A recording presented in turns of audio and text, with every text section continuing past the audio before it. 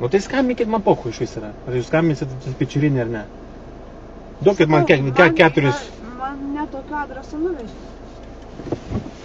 4,40 bus, aš to nuvešiu. Iš karto reitingas matosi, kad pisat protą pastoviai vairuotojam.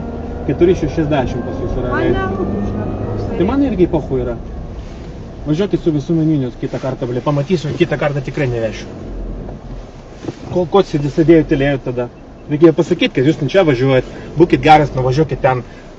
Važiuojat papigiai už, blėt, už troleibusų kailą, dar pisat protą, blėt, žmogui. Klausykit, jūs šiek tiek, jis yra tam tikros įstaigos, yra... Da man pohui. Pohui man yra. Iš tikrųjų. Tai da pizdai man, ar policija, ar huicija, ar Seimas, ar prezidentūra. Man yra pajibat. Kitą kartą važiuoti su troleibusu. Aš galiu pranešti, aš galiu... Tai da pizdai, aš jums sakiau, da pizdai, blėt. Ar pranešit jūs, ar nepranešit. Man yra pohui. Supratot mintį? Kad yra pohui. Nu, aš... Nu tai jau viskas. 60 ir viskas. 4,40 iš jūsų. Kitą kartą užmatysiu, tikrai, blėt, nevešiu. Eisit už tų troleibusų ir vairuotojų pisit proto ten.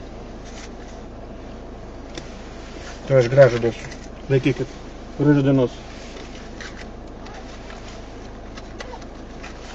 Nepamirškit pasiskūsti ir vienetuką man įpist.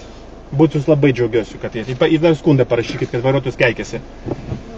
Būtinai. Parašykit, kad jam pajebat.